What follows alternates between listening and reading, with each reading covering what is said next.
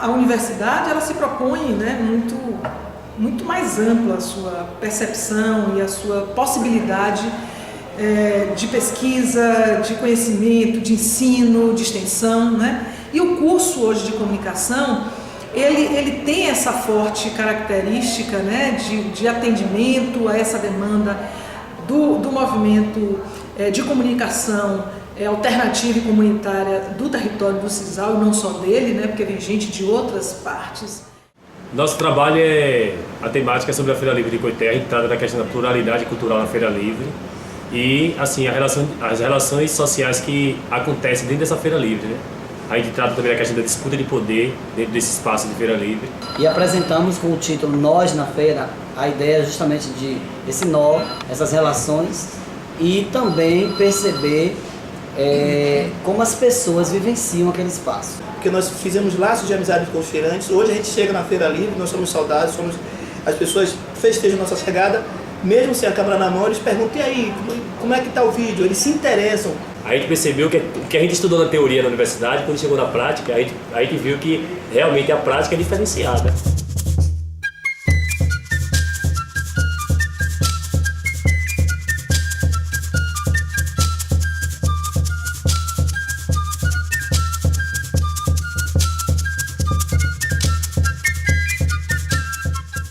O assunto das TICs, das tecnologias, é um assunto que me atrai, talvez uma das temáticas que eu mais gostei de ter envolvimento na universidade.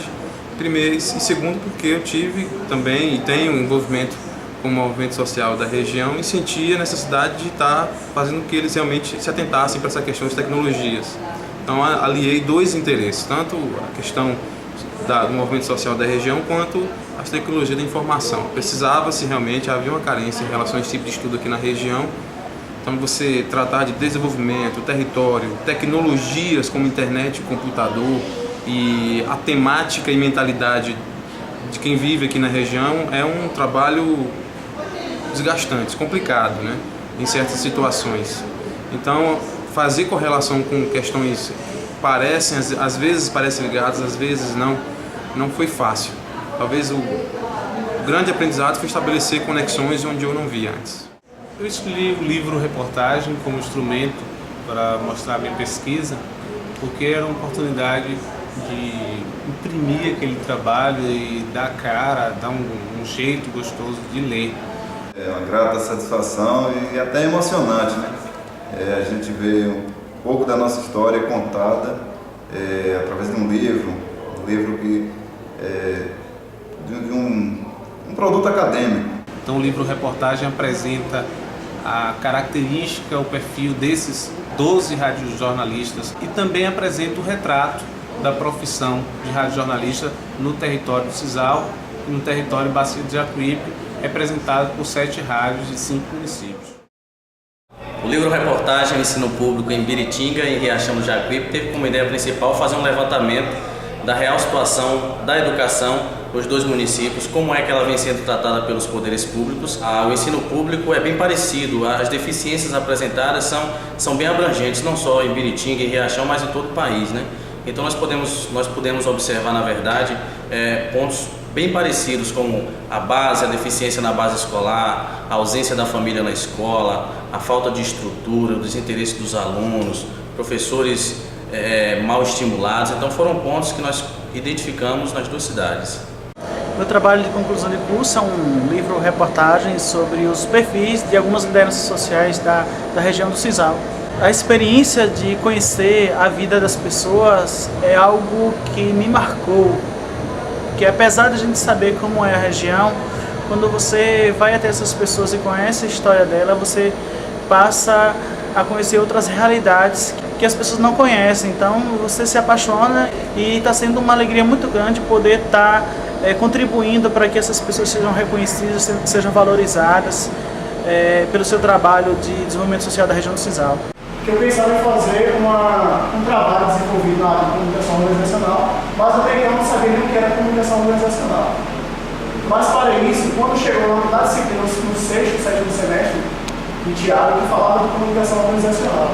E aí foi que veio me despertar essa ideia que eu tinha desde o começo do curso, e aí desenvolver esse trabalho para pegar esse livro da universidade na área de comunicação organizacional. Toda a fonte de informação saiu daqui da própria UNEB, no Núcleo de Pesquisa e Extensão. Eu fiz um levantamento dos projetos de extensão desde o início do curso, outubro de 2006 até agora, outubro de 2009. Então, fiz essa pesquisa e o que marcou, na verdade, foi os projetos em si, eles são voltados para a comunidade externa. A gente percebe que existe a preocupação com a comunidade, com a carência da comunidade, com o que ela mais precisa ao se tratar da comunicação social. Surgiu um jornal chamado Diário Nordestino, que era um projeto do ICOJUD, Instituto de Comunicação e Juventude Diário Nordestino, e a partir dessa ideia eu pensei em analisar o porquê desse jornal e qual a contribuição informativa que ele teve na comunidade no período que circulou, entre junho de 2005 a fevereiro de 2008. Sintetizar tudo aquilo para colocar em um roteiro que se adequasse ao ideal. Daí nós tivemos também outro momento importante, que foi a gravação em estúdio. Do que nós passamos para as pessoas que realmente são interessadas, né, que são as pessoas da PASCOM, que trabalham na comunidade dentro desse programa. Então, eu acho que a parte mais importante para a gente é ter esse retorno deles. Eu me senti muito à vontade na discussão dos conteúdos, das temáticas, esse é falar de territorialização, de cultura, de território, de local e global, assim, foi muito gostoso para mim, foi muito interessante. Falar de música, que é algo que me atrai bastante também. E o rádio, e especialmente a Rádio Valente FM, valeu muito. Eu acho que o meu trabalho serviu muito para chamar a minha atenção mais a respeito das coisas que eu posso observar, de como foi importante passar pela universidade, que visão eu tenho agora de muitas coisas. E eu acho que vai ser um retorno legal para a própria rádio, para ela se ver através de alguém que é da comunidade, que mantém relação com ela, já que já trabalhei, estou sempre em contato com a emissora, e que eu acho que vai servir também um olhar diferenciado para como eles podem trabalhar de agora em diante.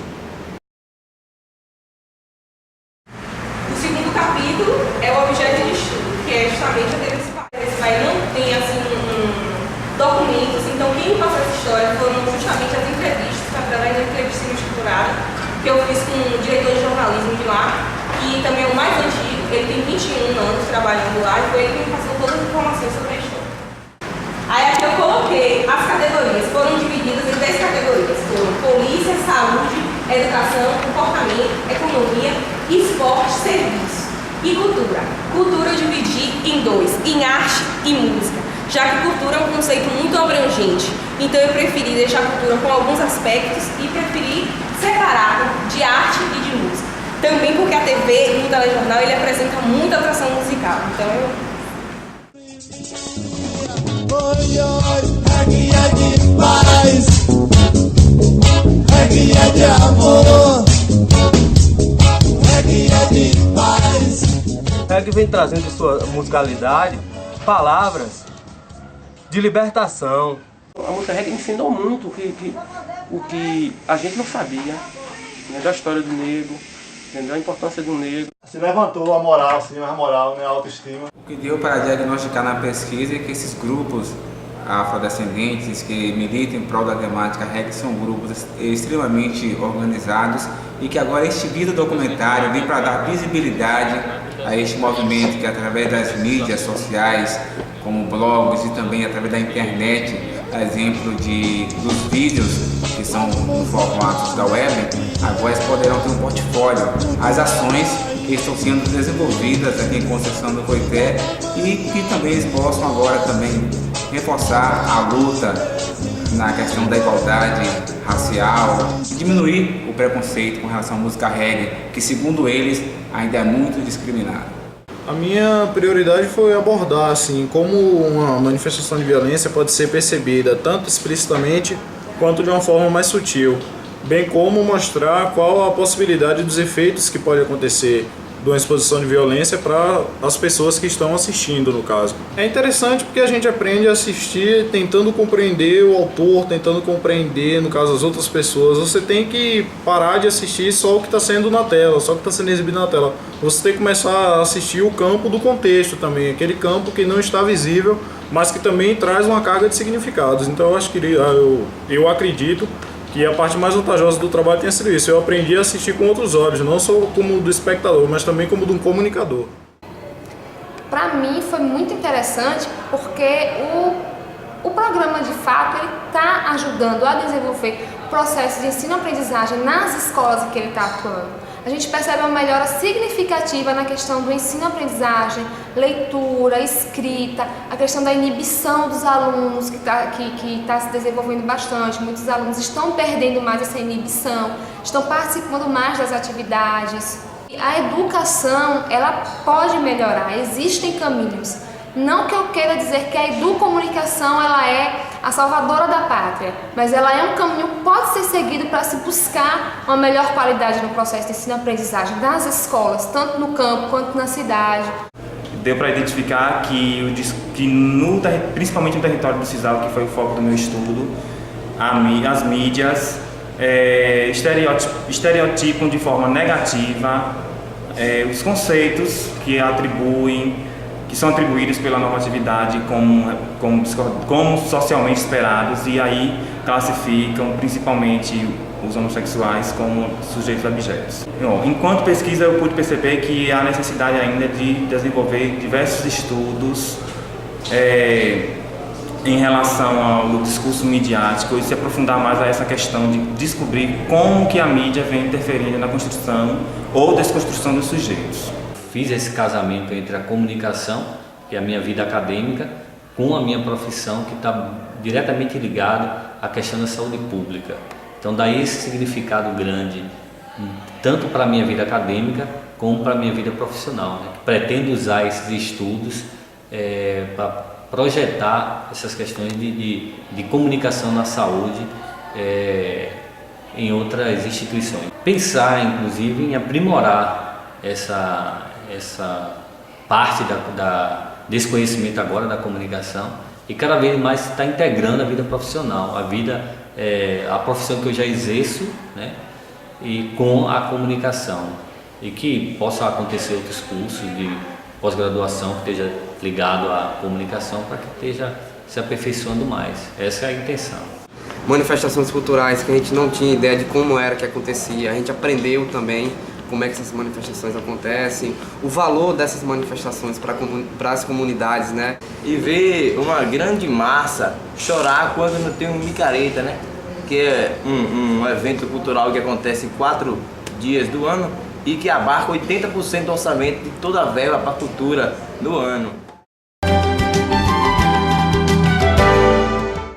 Olá, está no ar o Fala Com, especial da segunda Semacom, da UNEB Campus 14. O que de mais importante teve nessa experiência do Fala Com foi os alunos verem o potencial que eles têm.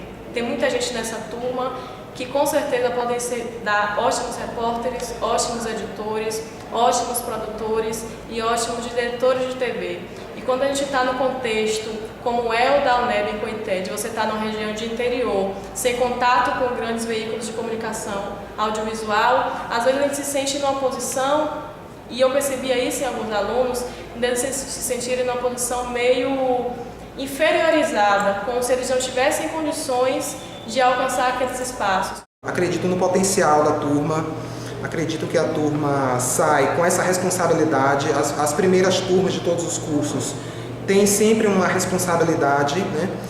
Uma cobrança que às vezes acaba sendo até pesada demais, porque as primeiras turmas são inevitavelmente as que mais sofrem com as carências do curso. O curso está se definindo, está em formação, mas isso acaba dando a essas turmas uma maturidade maior, né? E a necessidade de transformar, né, não só a sua trajetória pessoal, profissional, mas uma responsabilidade de transformar o local. Quando a gente sentou para pensar o projeto de curso, foi muito nessa perspectiva, né, de casar com o movimento comunitário, de comunicação comunitária que a gente via explodindo aqui no território. Desde que eu entrei no curso, que vem se discutindo sobre os movimentos sociais, tem uma resistência dos alunos, de alguns dos alunos.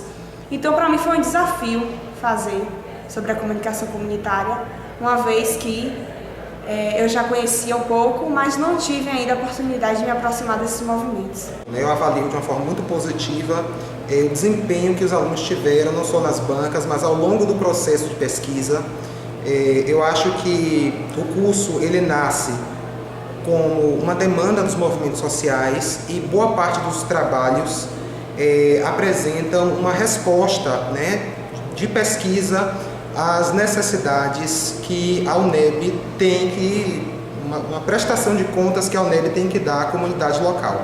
Eu pude ver os avanços, eu pude ver os desafios da comunicação comunitária e também as perspectivas.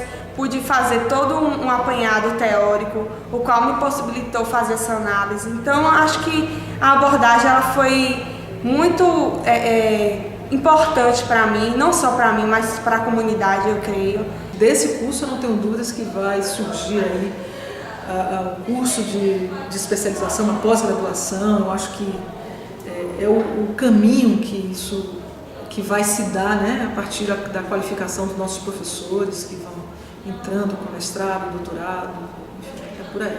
Parabéns a vocês. Valeu muito a pena. A vida não é só brincadeira, a vida é uma batalha, uma luta, uma garra. As portas estão abertas para todos os jovens, só querer, porque querer é poder.